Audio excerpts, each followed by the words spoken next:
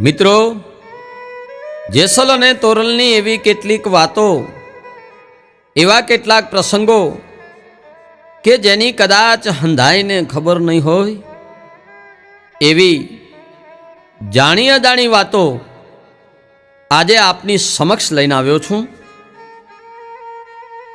પ્રથમ વાત તો એ કે જેદી જેસલ જાડેજો 12 વટનું ખેલતો હતો તેદી ઈ કચ્છની ધીંગીધરાના નખત્રાણા તાલુકાના બઢલી ગામે જે હાલ જેસલ તોરલની મેળી કહેવાય છે, એની પડખેના પહાડની ગુફામાં એ સંતાઈને રહેતો અને લૂંટેલો માલ અને એના માણસોને થરાવડા ગામની ઉત્તર દિશાએ 4 કિલોમીટરના અંતરે આવેલ અરાડા નામના ડુંગરમાં ઈ રાખતો. બીજી વાત જો કહું તો જેસલ જાડેજાએ કુંવારી જાન જ્યાં લૂંટી હતી એ જગ્યા એટલે આ કુંવારી ડુંગર, જેને કચ્છી ભાષામાં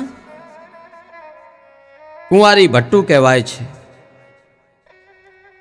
ત્રીજી વાત જો કહું તો જાડેજાએ એના બેન ભાણેજાને જ્યાં લૂંટ્યા હતા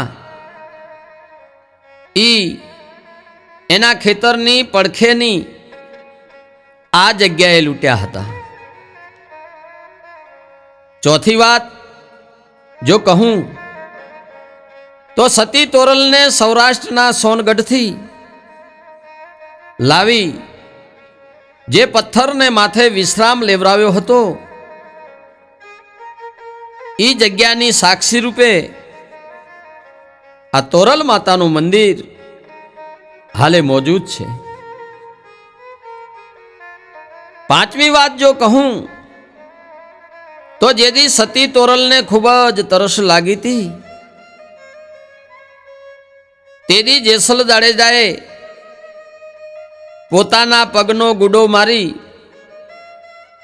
પથ્થર તોડી ખાડો કરી એમાં પાણી પ્રગટ કરી સતી તોરલની તરસ છીપાવી હતી. ઈ આ મીઠા પાણીનો વીરડો હાલે અવિરત વહી રહ્યો છે. સાતમી વાત જો કહું તો જેમાં 8-10 જેટલા માણસો માંડ માંડ બેસી શકે એમાં સતી તોરલે પોતાના સતના બળે 70 જેટલા સાધુ સંતોને એમાં બેસાડીને જમાડ્યા હતા.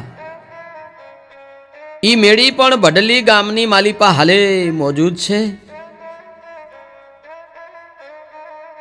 આઠમી વાત જાણે એમ છે કે જેસલ જાડેજાએ જે ખેતરમાં અનાજને બદલે રેત વાવ્યો હતો અને એમાં હાચા મોતીડા પાક્યા હતા ઈ ખેતર નખત્રાણા તાલુકાના થરાવડા ગામથી આથમણી કોર 1 કિલોમીટરના અંતરે હાલમાં મોજૂદ છે.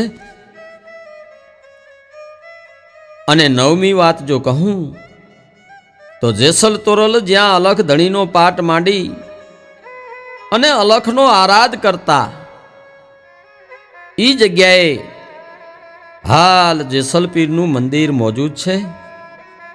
એટલું જ નહીં, ઈ વખતનું ભીડભંજન મહાદેવનું અતિ પૌરાણિક મંદિર પણ ઈ બઢલી ગામની ભાગોળે એમની સાક્ષી પૂરતું અડીખમ ઊભું છે. મિત્રો, જેસલ અને તોરલની આવી તો અનેક જાણી અજાણી વાતો છે. ઈ અહીંથી પછી અંજાર જઈ રૂડો આશ્રમ સ્થાપ્યો અને ઈ પછીની એમની વાતો જગ જાહેર છે. જય હો જેસલ અને તોરલ, તમારી જય હો, તમારી જય હો.